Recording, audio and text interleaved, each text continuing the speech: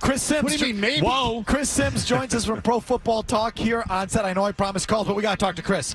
How's it going? Oh, it's great, man. Thanks for having me on. Of course. Thanks for joining us. Mad respect for you, too. I've always liked you, and it's cool to be on, man. I'm excited. The Super Bowl, to me, this is awesome. It's Vegas, right? It's Mahomes and the Chiefs and trying to be like the Patriots and a dynasty.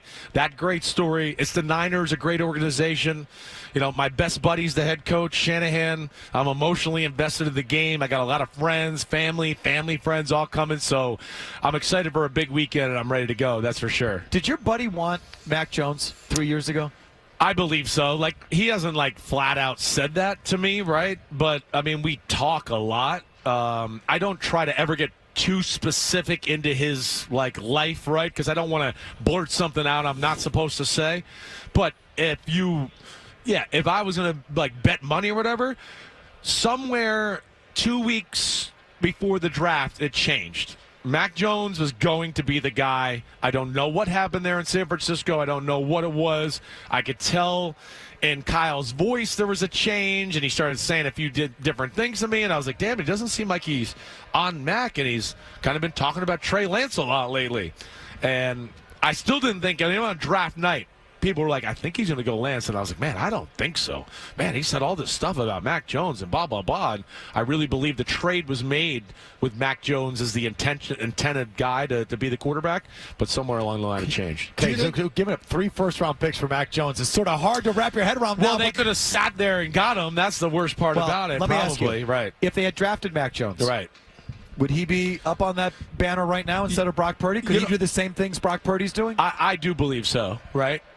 Listen, I like Brock Purdy a lot. Mac Jones, certainly not perfect. Mac Jones has to fix some things about his game, right? But, I think Mac Jones is very similar to Brock Purdy in a lot of ways. He's bigger, right? Arm is equally as strong. I think really Mac has more potential to even have a more strong arm. It's one of the things he needs to fix, really. But, yeah, I think he's made for that. That's where Shanahan wants. He wants that Kirk Cousins type of guy. That's the beauty of Shanahan, right? He's going, wait, you hired me. You're paying me all this money. I need a guy that can handle all my little tricks and motions and all my coaching clues and digest that all and still be able to go out and play and be free physically, right? And those are the kind of guys he does look for. And that's why the Trey Lance thing was shocking to me when all said and done. But, yeah, I think life would be a lot different for Mac Jones if he was on the 49ers. So I was just going to ask you whether that would be a good place for him to end up now, even if it's as a backup to Purdy, fits their system. He needs to restart his career. 100%. Okay. It would be. Now, they got Sam Darnold, who was, another guy we could go, hey, he isn't in with the crappy Jets and dealing with all that. He'd probably be a lot better and have a better career. I know Shanahan really likes him. But with Mac, New England, it's over, right? The other place I look at is Sean Payton. Sean Payton, Drew Brees, that kind of guy. I'm not saying Mac Jones is Drew Brees, but there's some things there that I think remind us all of that. Mac Jones has to learn to throw the ball harder. That's his biggest thing. How do you learn? You need to learn arm strength? You can, because his motion's normal. It's a natural motion, right? But there's little things he does within his motion that compromise his ability to throw lasers around the field. How many games did you watch this year where guys open, ball floats in the air, gets hit just as the ball gets there, incomplete pass, right? That is where he's got to go back to the drawing board. Stop throwing these little floaters out there. Brady... That's what people don't realize about. He drove the ball. He could drive it through anything. Brady's most underrated trait is one of the greatest arms in the history of football. It's just he was so big and long, it wasn't theatrical, right? It wasn't like Brett Favre where you're you know what I mean? Yeah, right. Just smooth, but he could really do it. Mac is missing that right, big time. Do you blame the Patriots for Mac Jones? Yes, I do. I don't. How could you not? Listen, if McDaniel had stayed there, I think, again, McDaniel got a lot of those same bylaws, guidelines that a Shanahan believes in, wants a guy that can process it all. I think it would be a different look for Mac Jones if McDaniel had stayed there. But, come on, I'm not telling you guys anything. The Joe Judge... Matt Patricia offensive coordinator thing is one of the strangest things I've ever seen in football history. And one of the dumbest. One of the dumbest. And I can't even believe I'm saying that because I think the guy is the head coach. It's the smartest coach in history. But yeah, between that maybe lack of talent, some of the offensive line issues, all that, it certainly has hurt Mac, Knowing Belichick like you do for your whole life, your family history with him, are you surprised it fell off as much as it did here with him and him being responsible? Yeah, I am.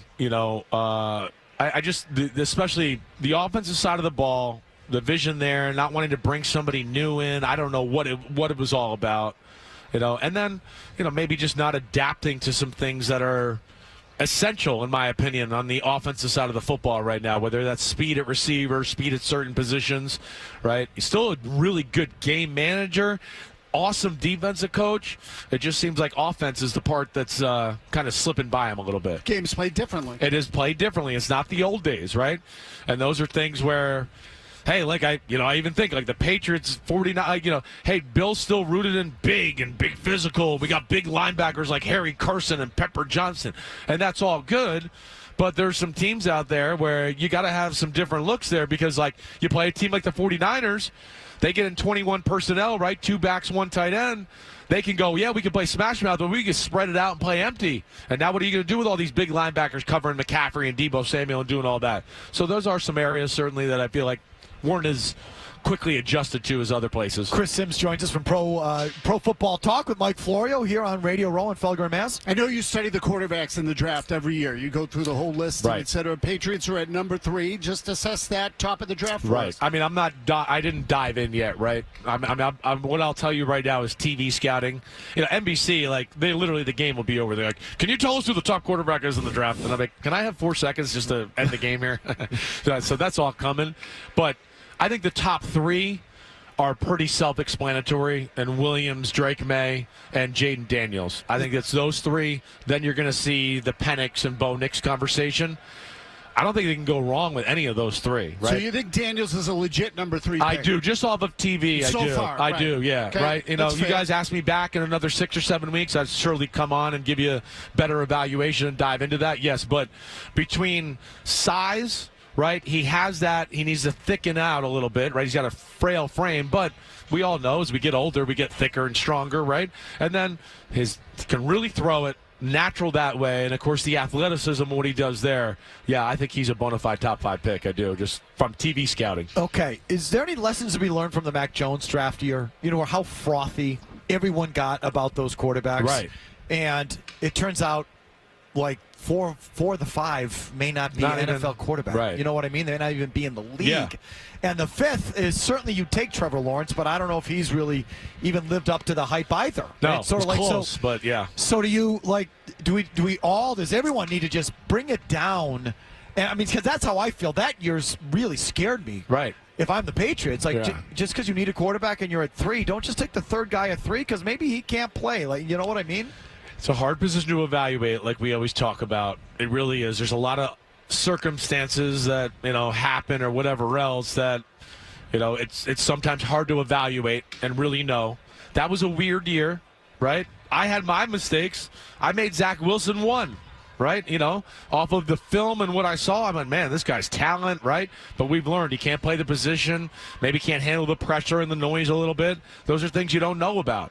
But at the same time, like, I had Trey Lance and Justin Fields as like 4 and 5. Yeah. Right?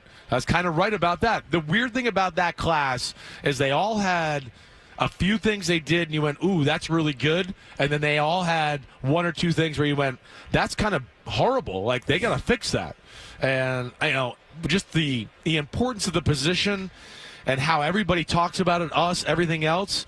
Yeah, I think guys that are in the old days, 2nd and 3rd round picks are now squeaking into the top 20 because it's like, we got to have a quarterback. We got to have a quarterback. How about just build a freaking team, right?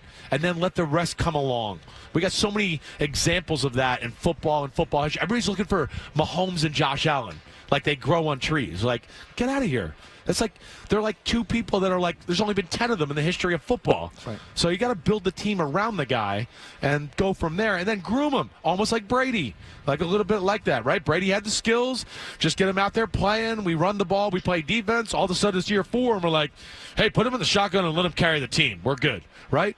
And I think too many times right now we're looking for the guy to come in right away and carry us to the Super Bowl.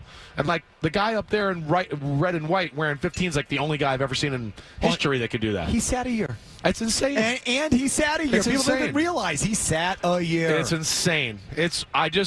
I know Patriot fans are probably a little like, I don't want to see the Chiefs get a dynasty and all that. I understand that, right? Your dynasty's still much larger than what theirs could be, so don't be. But I do think, like I used to say with people with Brady and Belichick and like, appreciate this, whether you like it or not. It's special. You don't see people come into the NFL and just go, I'll carry the team, we'll go to the AFC Championship and Super Bowl every year. At the most, like, it doesn't happen, right?